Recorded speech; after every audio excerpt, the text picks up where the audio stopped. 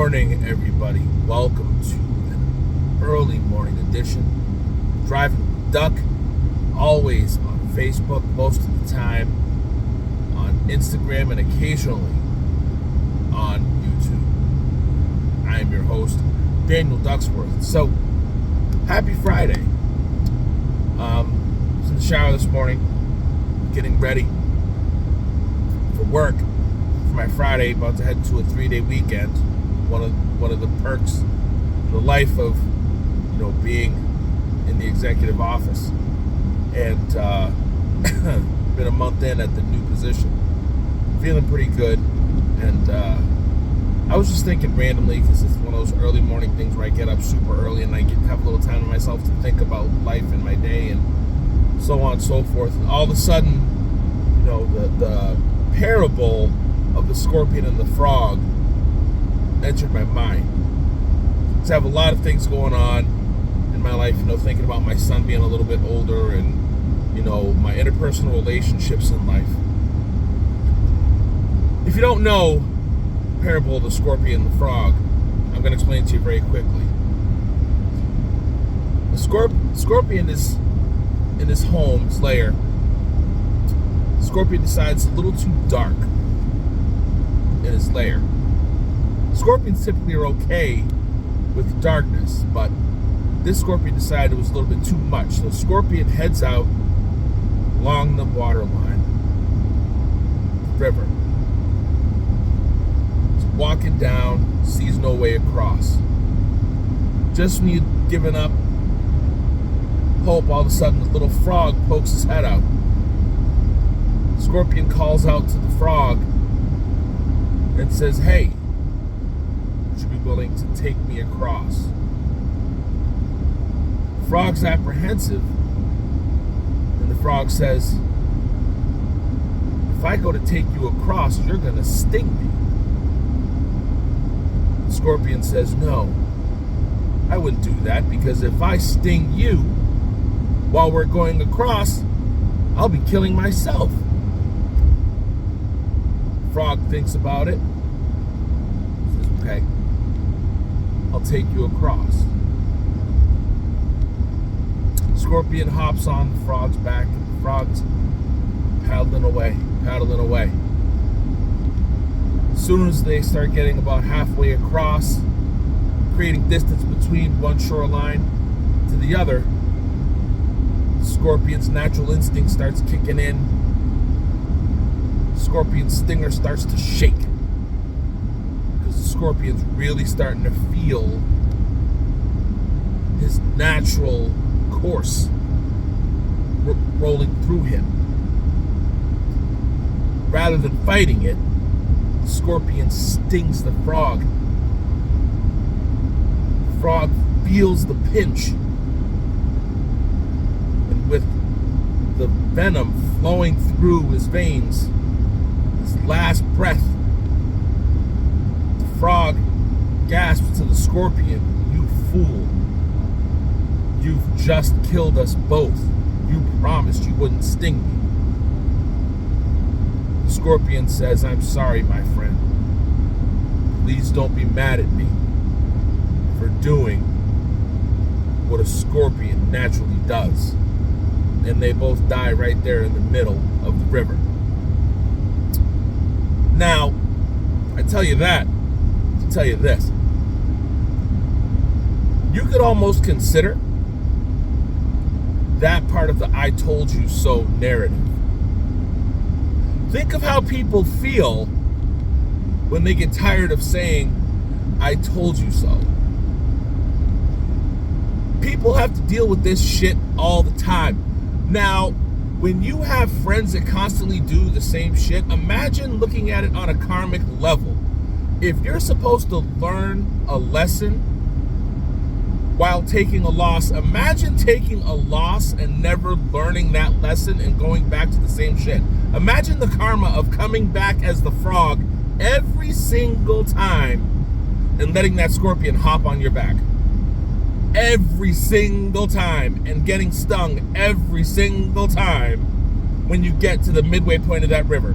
And then right as you make it to whatever afterlife there is, and that empathetic person being in control of your reincarnation back, and they're like, listen, we just went over this last time. You're not supposed to trust that scorpion. Period. And I'm going to send you back, and hopefully this time you don't trust that scorpion. I'm going to give you a total reset with the knowledge that that scorpion is going to sting you. Don't let that shit happen again. Okay, I got it. And you're going to fall for that shit again. That's what it feels like to be an empath on a daily basis, being that third party, dealing with that every single time. The frustration that comes from that. Listening to people get back into the same silly ass relationships, or dealing with the same silly ass situations, or people going to the same silly ass job that they can't stand. And then it's like, I'm listening to you complain about the same thing over and over again, but what are you really doing to change it? Nothing. You're complaining about the same thing.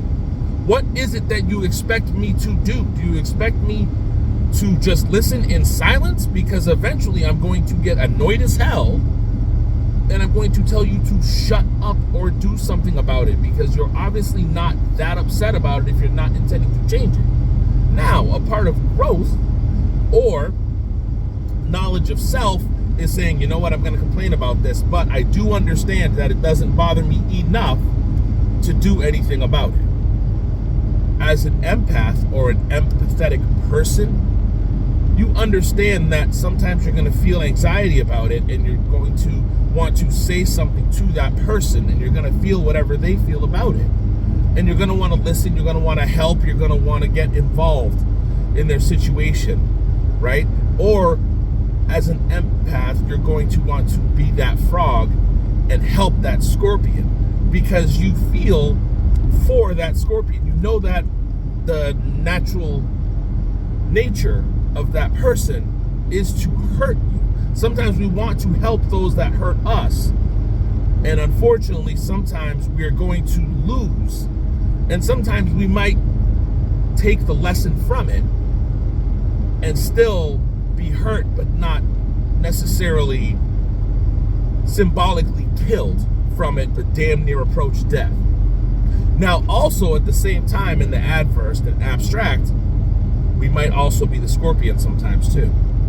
Because of who we are as an empath, we might actually hurt people that we don't intend to sometimes because of our empathetic nature.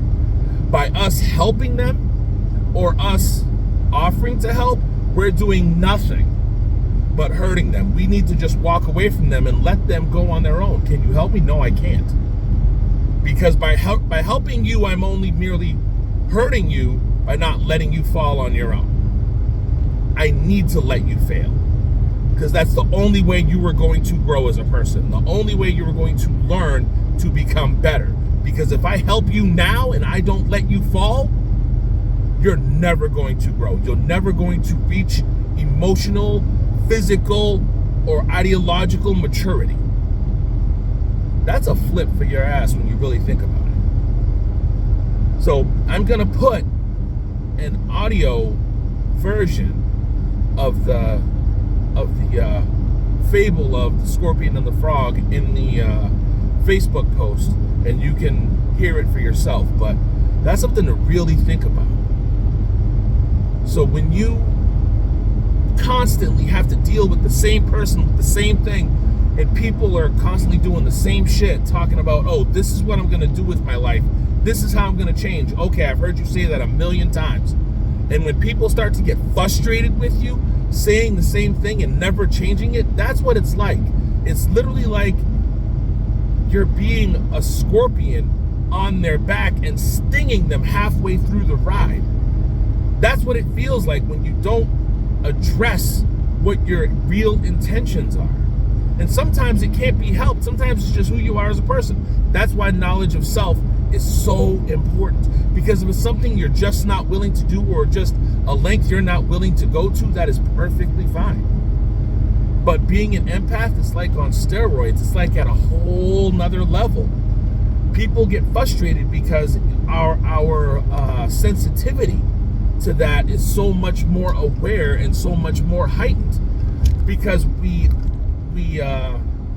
have a more of an in tune nature with repetition, and we are more sensitive to the fact of what people are willing to do and to not do, and it becomes more frustrating to hear the same thing over and over again with no intention on change. I have always said saying I'm sorry means that there is a true intention on changing the said behavior that made someone feel in a negative way. And if there's no intention on changing that behavior, you should never say I'm sorry. So just like the scorpion said to the frog, I'm sorry, my friend. Okay, but we cannot change that behavior now, because now we both have met a catastrophic demise based on that behavior. Something to think about. This has been another Drivin with Duck. Please, on Facebook, if you're interested, feel free to take a look. Hashtag Drivin with Duck on, it's early morning, my bad, just got into Boston. On Instagram, duckbeard_the_black, and on YouTube. Hit me up with a follow. This video is going to go on YouTube because it's a really good one, I feel like. Drivin, no G, space, with space, duck. Hit that bell for notifications and subscribe. I wish you the best Friday. It's the weekend. Whoop, whoop. Love y'all. Love and light.